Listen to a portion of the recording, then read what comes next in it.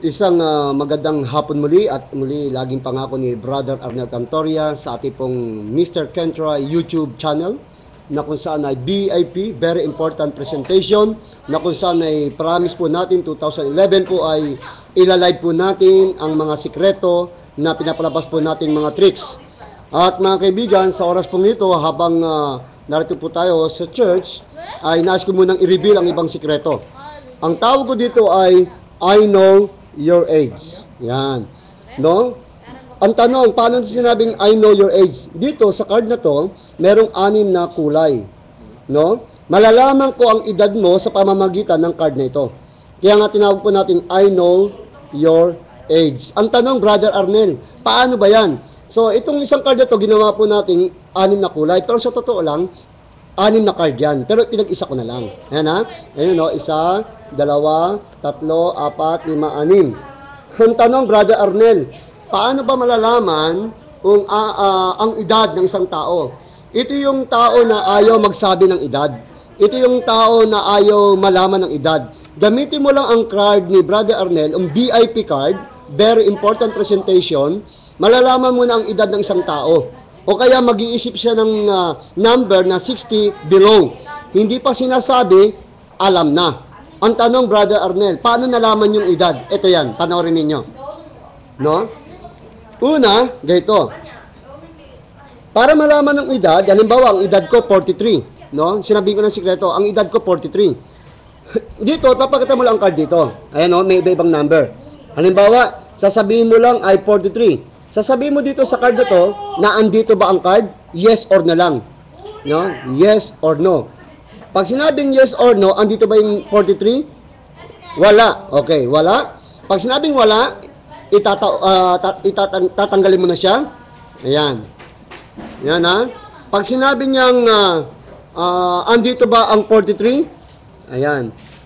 Papakita po natin, andito ba yung 43? Wala. Wala na naman. Itatawag po natin. Ayan. Nandito ba ang 43? Andito. Ayun, ang 43. So, ang 43, ihiwalay mo yan. Ititihaya mo. Andito ba yung 43? Andito yung 43. Ayan. Andito ba yung 43? Andito.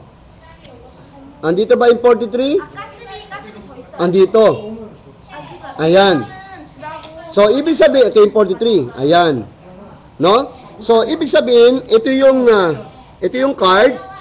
Ito yung card na walang 43. Ito yung card na mayroong 43. Ayan, kunin po natin. Ayan, ha? Ngayon, paano malalaman ang edad na 43? Ito yan. Yan. Itong 43 na to, lahat ng card na meron, ipa-plus mo lang sa taas. Just only add. Add. Okay, 8. Okay? So, tatandaan mo, number 8. Ang sikreto niyan, i-add mo lang sa dulo ng kanto. 8. Okay? Tapos, ito yung 43, i-add mo lang ang 1. So, 8 plus 1, 9. Okay? Tapos ngayon, ito yung 43. 8 plus 9 plus 32, ayan. So, magiging 41. Ang 43, ito, i-add mo lang ang 2. So, 43. Kaya nalaman natin yung sikreto. Ayan ha, gagawin natin ha, ito. Ayan. Ayan no, okay. Ito ang sikreto niya na, itututok lang natin. Ayan. Ayan. Ito yan ha, lagyan natin sa internet ha. So, andun sa dulo ang 2, nasa gitna ang 32, nasa dulo ang 1, nasa dulo ang 8. Para lumabas ang 43, i-add mo lang yan. Pag na-add mo niyan, ang labas yan ay 43. So, i-add mo lang ang merong number sa card na edad, i-add mo lang ang nasa unahan na dulo. Yun ang sikreto niyan. Okay? So, ang edad ko ay 43. Alam niyo na po, no? Batang-bata pa rin. Ay baka sabihin niyo ay ano lang yan, baka 43 lang. Hindi po. Halimbawa, ang naisip po nating edad mo ay 35. Ito sikreto. Ulitin natin ha, 35. Kukunin mo lang yung 6. Sasabihin mo lang, andito ba yung edad mo? Yes or no lang. Pag sinabing edad mo ay 35, Yan. Wala. Wala na naman. Itatawag wala. Halimbawa ay 35. Papakita muli ang 35. Wala na naman. Dito, 35. Wala na naman.